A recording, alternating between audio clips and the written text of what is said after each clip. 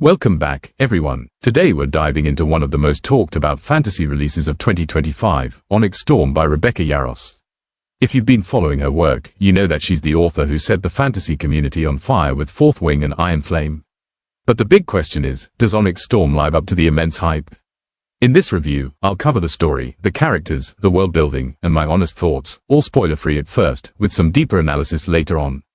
So grab a cup of coffee, settle in, and let's take this storm head on.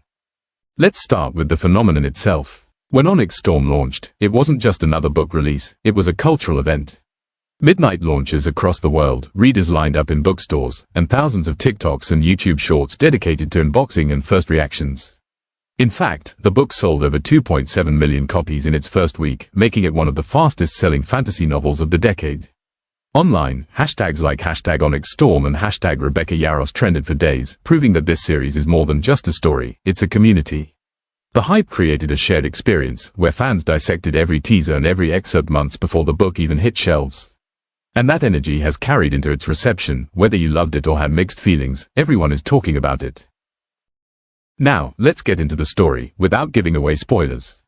The book picks up after the devastating events of Iron Flame. Violet Sorrengail finds herself in a world where alliances are crumbling, secrets are coming to light, and trust is more fragile than ever.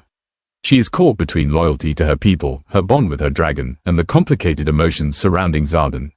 What Rebecca Yarros does beautifully here is raise the stakes. Every chapter feels like a storm building in intensity, with moments of breathtaking action followed by quieter scenes that allow us to catch our breath.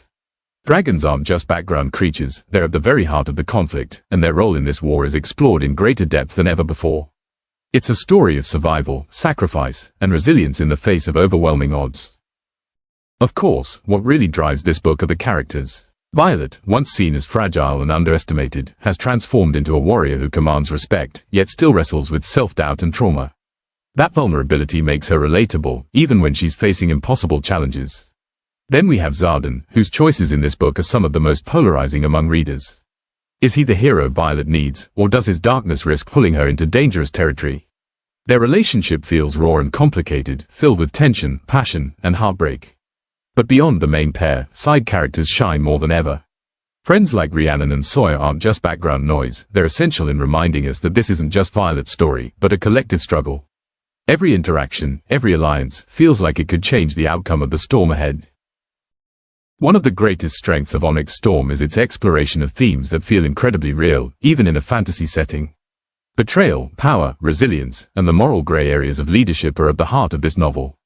Yarros asks us, what would you sacrifice for survival? Who do you trust when trust itself could be fatal? On top of this, the world building expands dramatically. We move beyond the walls of Basgiath War College and see new lands, new political factions, and deeper dragon lore that answers some long-standing mysteries while creating new ones.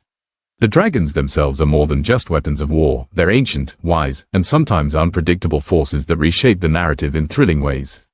This expansion of the world raises the stakes, reminding us that this conflict is much bigger than Violet alone. Rebecca Yarros has a writing style that's distinctly modern, fast-paced, emotionally intense, and unafraid to dive into messy, complex relationships. Her dialogue is snappy, her descriptions cinematic, and her ability to build tension is one of her greatest strengths. That said, the pacing isn't flawless. Some readers might find the middle sections a bit slower as political intrigue takes center stage. But for me, these moments of breathing space add weight to the explosive action that follows. The balance between heart-pounding battles and quiet, emotional introspection is what makes the reading experience feel like riding an actual storm, moments of calm, followed by lightning strikes that hit hard. Now, let's talk about the bigger picture. No book is perfect, and Onyx Storm does have its flaws. Certain plot twists feel predictable if you've read a lot of fantasy. Some character decisions may frustrate readers, and the repetition of Violet being underestimated, while thematically important, can feel overused. But when I step back, the strengths of this book far outweigh its weaknesses. The sheer ambition of expanding the story, the emotional punch of the character arcs, and the immersive world building make it a standout. This isn't just a continuation, it's a turning point in the series. Yarros is clearly setting the stage for something even bigger, and I can't wait to see where it goes next. So, what's the final verdict? Onyx Storm is a bold, emotional, and action-packed entry in Rebecca Yarros' epic saga. It's a book that made me laugh, gasp, and even tear up. If you loved Fourth Wing and Iron Flame, you'll find plenty here to satisfy you, but also moments that challenge your expectations. Now, I'd love to hear from you. What did you think of the book? Did it live up to the hype, or did it leave you with mixed feelings? Drop your thoughts in the comments below. And if you enjoyed this review, don't forget to like, subscribe, and hit the notification bell so you won't miss my upcoming reviews and deep dives.